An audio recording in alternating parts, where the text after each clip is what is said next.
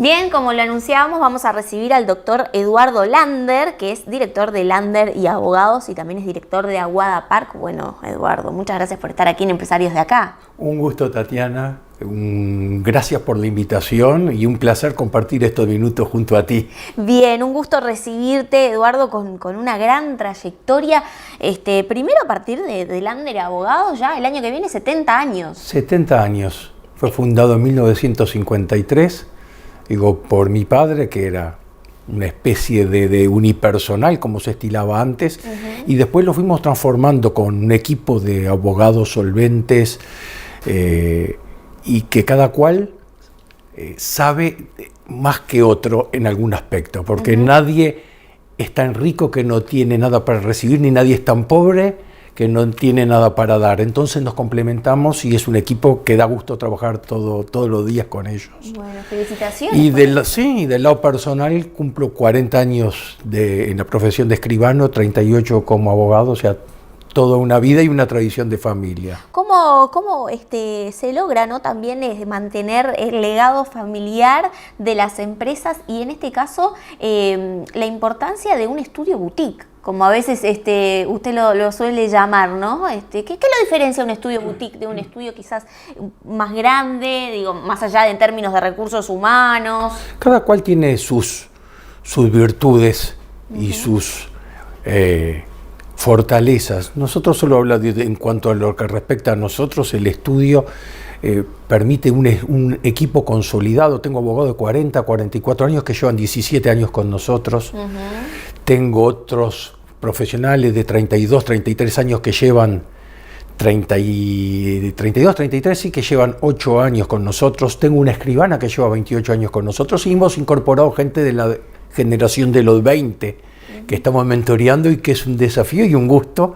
Me hace ir con ganas todos los días al estudio. También director de Aguada Park, una zona franca dedicada a servicios fundamentalmente. Repasemos un poquito. Digo, Aguada Park, yo soy director desde el año 2007. En 2007 empezamos en un apartamentito en el edificio Málaga y hoy terminamos con lo que son 22.000 metros cuadrados que se inauguró en el 2010, en julio del 2010, 22.000 metros que llamamos la Torre 1. Y hace un año y pico inauguramos el edificio 3, que son 2 pisos de 2.000 metros cada uno de oficinas, 3 pisos de oficinas y 2 pisos de parking con un diseño de última generación y coincide, justo todos los temas se unen porque hay 3 ejes que confluyen para que estos temas estén vigentes. A ver. Está en el tema de que Uruguay, como no lo he visto nunca a lo largo de mi trayectoria, en un hub para inversiones, para gente que busca relocación y empezar a construir su familia acá en un contexto regional que no es fácil. Uruguay tiene un gran atractivo y dentro de ese atractivo el estudio se ha insertado para ayudarlos en ese proceso de invertir en Uruguay, que sean socios en el proceso productivo de Uruguay. Y cuando alguien viene no solo se trata de ayudarlos en la residencia, no solo se trata de guiarlos hacia una inversión, sino de lo más básico. Cuando vienen con su familia no tienen idea de dónde es una red de cobranza, no saben de instituciones médicas, no saben de colegios, y hemos notado que tenemos que asistirlos en ese proceso de insertarse en un país que termina gustándoles por su calidez, por su seguridad jurídica, porque Uruguay tiene todos los índices que lo hacen un país atractivo, una gran nación, como dijo nuestro presidente en Dubái, una gran nación que ama la libertad. O sea, él dijo 100 años atrás, les podíamos mostrar una nación que amaba la libertad y probablemente 100 años después Uruguay se va a presentar como una gran nación con libertad y con respeto a los derechos individuales. Pero la seguridad jurídica, la estabilidad, estamos primeros en los índices de democracia, de percepción de la corrupción, de libertad política, estamos primeros. Y un país que había que explicar de entrada cuando tú viajabas qué era Uruguay, a diferencia de Argentina y Brasil, donde queda hoy es reconocido, es atractivo. Igual digo, hay que salir afuera, hay que viajar, y se inserta entonces el estudio, se inserta el hub, la atracción que tiene Uruguay para atraer inversores y constituir sus empresas y radicar sus familias y empezar una nueva vida en un país que le da una calidez en el recibimiento enorme, y la zona franca que da también unas facilidades para que empiecen a desarrollar sus tareas en Uruguay como plataforma para el trabajo en toda América del Sur. Y ahí está Aguada Park. Aguada Park tiene una ubicación estratégica. Los inversores, se fijan en tres cosas. Hay una pirámide que es de la empresa A.T. Kearns, que dicen que hay tres factores que considera un inversor. Uno es el costo, el costo de la infraestructura, el costo tributario, que eso es un 40%. Luego, el entorno laboral, el entorno cultural, infraestructura, y luego, que es un 30%, y luego los recursos humanos. Hay que tener personal capacitado, y el uruguayo es capacitado, tiene capacitación, y Aguada Park tiene eso, la ubicación cerca del puerto de Montevideo estratégica, la ubicación cerca del centro administrativo y judicial del país, y también cerca de los centros de estudio. Es un lugar cómodo para quienes tienen su primera experiencia laboral con un salario competitivo, y que hoy hace que hoy, en un lugar donde el Plan Fénix había caducado, esté pujante, vibrante, y haya trabajando más de 3.000 colaboradores en Aguada Park. Wow. Pero quiero consultarle a propósito, decía recién, ¿no? En Uruguay, el uruguayo es capacitado. Muchas veces hay empresarios que han manifestado, ¿no?, la educación como un desafío. Quizás en algunas áreas sí están capacitados, y hay demanda más que en otras, pero un poco allí para ampliar el concepto. Sí, las zonas francas hoy emplean casi 20.000 personas en Uruguay, o sea, es una fuente de empleo enorme. Aguada Park es la segunda zona en cuanto a la provisión de empleos, con más de 3.000. Y hay distintos servicios. Somos una ciudad de 1.600.000, 1.800.000 personas, y en una ciudad de ese ámbito hay gente, el 56% de zonas francas tiene nivel terciario. Y es un centro de aprendizaje, es un centro con un salario digno, con una primera oportunidad, con empresas que han creado una sola empresa, o 1.000 empleos y otras 1.000 empleos en un área donde no existía, cerca de las casas de estudios que les permite estudiar y trabajar, y a la ver, ¿qué es primero, el huevo o la gallina? ¿Qué es primero? ¿Que surjan oportunidades de trabajo o que estudies y que no haya oportunidad de trabajo? Van de la mano, Tatiana, van de la mano. Al haber y crearse empresas importantes internacionales que dan en las distintas áreas de contact center, de software, profesionales, de trading, arquitectos, abogados, trading, agroindustrias, agencia de viaje, banca, inversiones, también el mercado requiere, y muchas veces cuando uno empieza a buscar qué voy a seguir, ve que hay oportunidades. En software sabemos todo el requerimiento que hay. Pero la escala de Uruguay ha dado para poder proveer a las empresas que se radican acá del personal adecuado. Y ha sido un éxito en una zona tener, como en Aguada, luego de este proceso del 2007, tener más de 3.000 personas trabajando cerca de todo. Sí, ni que hablar, y no solo digo en Aguada, porque para extrapolarlo todo el sector, como usted mencionaba, las zonas francas en general son, muy requeridas a la hora de poder tomar ese primer empleo, pero también hay que estar capacitado. Hay ciertos requerimientos que muchas veces son preocupaciones por los empresarios, por eso preguntaba. Sí, pero Uruguay les brinda un tema que es básico. Uruguay, como todo país, a ti te provee carreteras, salud pública, seguridad, bomberos, pero eso requiere, impuestos. El mayor generador de ingresos de la economía son los impuestos, que una empresa que triunfa provee de esos impuestos. Entonces, el gobierno tiene que crear las condiciones para que ese motor de la economía privada funcione y genere impuestos. Y así Aguada y las otras zonas francas han creado trabajo que de calidad y es un sector pujante, un volumen importante de nuestras exportaciones. Así es. Es un volumen muy importante de nuestras exportaciones y reitero, un público mayormente joven.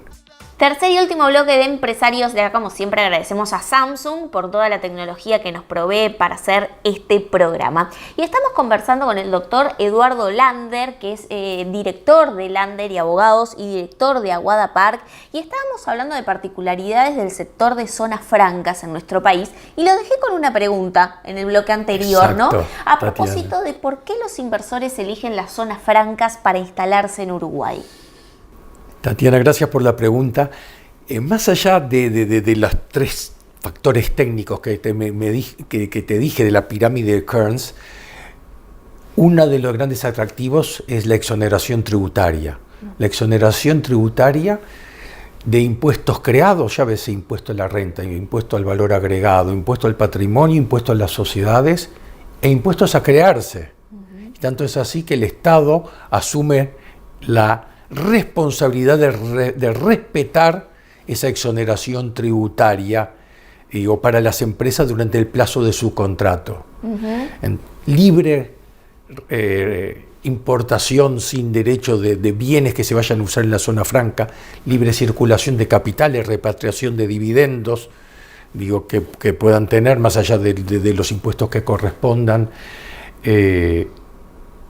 Y es un régimen que existe en varios países, en que los estados fomentan la inversión y la creación de empleo. Y una empresa, que como dije es motor de la economía, ha generado empleos y primeros empleos, ya de por sí es importante y genera recursos.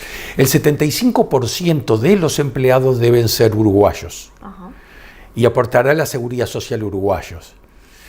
Sin perjuicio de lo cual, cada contrato que se celebra en zona franca aporta al Estado un porcentaje. Cuando viene una empresa acá, realiza inversiones en Uruguay, ya de entrada. Hay inversiones en equipamiento, contrata personal uruguayo y se queda, se establece. Muchos vienen con sus familias y alquilan o compran un apartamento. O sea, mueve la economía, hacen la diferencia. Y además, esa empresa, que viene acá, requiere un proceso, no solo la compra de la sociedad, porque comprar una sociedad de zona franca, que tiene que ser uruguaya específica, tiene un contralor del Estado, tiene que haber un proceso que el área de zonas francas aprueba esa sociedad, o sea, vienen inversores calificados que presentan un plan de negocios y el Estado tiene parte y arte en ese proceso. Tiene parte y arte en el proceso de aprobación. Hay un área de compliance del Estado, o sea, los bancos tienen su compliance también para verificar quién es la empresa. Entonces son inversiones genuinas que dan empleos, que mueven la economía del colegio, que compran un auto, que el Estado percibe un porcentaje porque es parte en ese contrato y se aporta a la seguridad social, pero sobre todo es un buen trabajo y una buena primera oportunidad para gente joven. Porque muchas veces eso responde ya el comentario que voy a realizar, que no es mío, sino que traslado, ¿no? Porque muchas veces hay empresarios o personas que, en la opinión, manifiestan que decir, las zonas francas porque, no pagan impuestos, ¿no? En definitiva, con esta explicación, ¿no? Estamos dando una respuesta. Las zonas francas en un lugar donde había un galpón viejo, la realidad y la experiencia te dice que hoy hay 3.000 personas trabajando, que hay restaurantes, que hay un lugar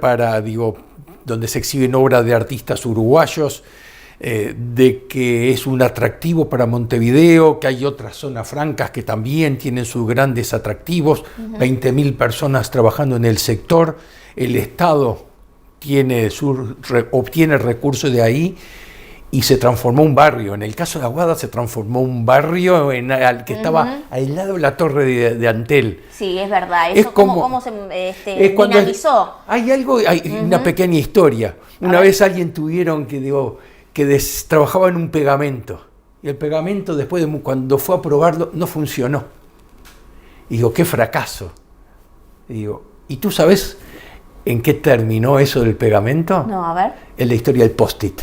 ¿Ah? En la historia del post-it. Acá estaba el plan Fénix. No funcionó y nosotros empezamos y ese de pegamento que no funcionó, tenemos... Hoy es un post-it de Hoy es zona un post-it. Tenemos Bien. Aguada Park, un edificio nuevo. Cada vez que entro en la oficina, a veces mi esposa me ha dicho, tú tenés 3 hijos, tengo 3 hijos, 2 hijos y una hija en el exterior, y este es un hijo más. Claro. Que tengo que señalar que además que me ha dado la oportunidad con un directorio sobresaliente, Bien. estable, que es otra de las cosas que tiene Aguada Park, un management estable, un directorio que hemos aprendido muchísimo, ha pasado gente con una formación académica excelente y que nos complementamos y todo el directorio es un mérito enorme, la estabilidad y funcionarios que hacen un gran equipo y es estable también. Bien. Pero eso es... Bien, no, consultate, Eduardo, porque ya estamos terminando, pero a propósito, ¿no? Se anunció una torre de oficinas en Punta del Este, la primera zona franca de servicios en Maldonado, hay iniciativas similares, un poco allí, ¿se llega a un techo, digamos, de apertura de zonas francas? Digo, ¿cómo lo ve? Gracias, Tatiana, es una pregunta muy interesante. Nosotros pensamos que el sector siempre se puede desarrollar, que la torta puede crecer, digo que hay elementos, viendo la experiencia de otros países, como ahora que fui a Dubái, que tiene zonas francas, integré la delegación oficial, digo en que fue el presidente de la calle y los ministros, fui con Uruguay 21 en otras oportunidades, bajo anteriores gobiernos, porque hay una continuidad en esto. Pero es un área que puede crecer, es un área que puede desarrollarse. Bienvenido la competencia. ¿Y sabes por qué? Porque la competencia es el desafío que te hace crecer. La competencia es el desafío que te permite generar innovación. La competencia es la que te promueve viajar y buscar clientes nuevos, porque hay que viajar y el mundo tiene que ser nuestro mercado.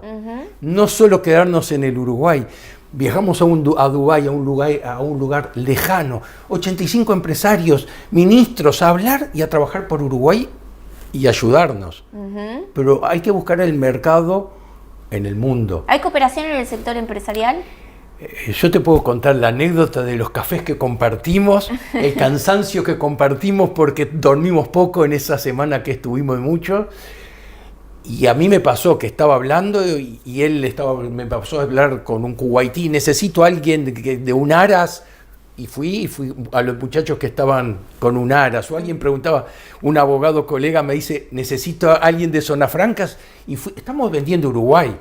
Y el presidente, los ministros, un gran trabajo de la embajada uruguaya en Dubái, y todos los funcionarios del Uruguay 21, unos fenómenos, y como viene siendo desde hace años, y la Cancillería, y si había uno, te iban a buscar, digo, ahí estás jugando, ahí estás, digo, hay competencia, pero hay cooperación, porque cuando te vas a un lugar tan lejano, ves la bandera de Uruguay, sabes que estás bajo esa bandera. Bien. Sabes que estás esa bandera y buscando, lo dijo el presidente, no estamos buscando una ayuda, una asistencia, estamos buscando socios que vengan a invertir en la producción del Uruguay, en la producción de alimentos, en la producción de servicios y que generen prosperidad para el país. Pero repito, la competencia te hace crecer, volviendo a la pregunta de tu pregunta del inicio, son desafíos. Sin desafíos vos no tenés el power on externo que te mueve. Bien. Y nuestro horizonte es el mundo. Bien, bueno, clarísimo. Eduardo Lander, como siempre, un gusto conversar con usted. Doctor, Contigo. Doctor Eduardo. Perdón, contigo, pero es un gran gusto. Doctor Eduardo Lander, director de Lander y Abogados, también es director de Aguada Park. Bueno, gracias y lo esperamos en otra oportunidad. Y una cosa, y mentor de un gran programa que es Sembrando UI. Bien. Que es un orgullo. Una gran experiencia. Una gran experiencia de vida a cierta altura de la carrera, el poder ayudar a que haya sucesores, que haya futuro en el país.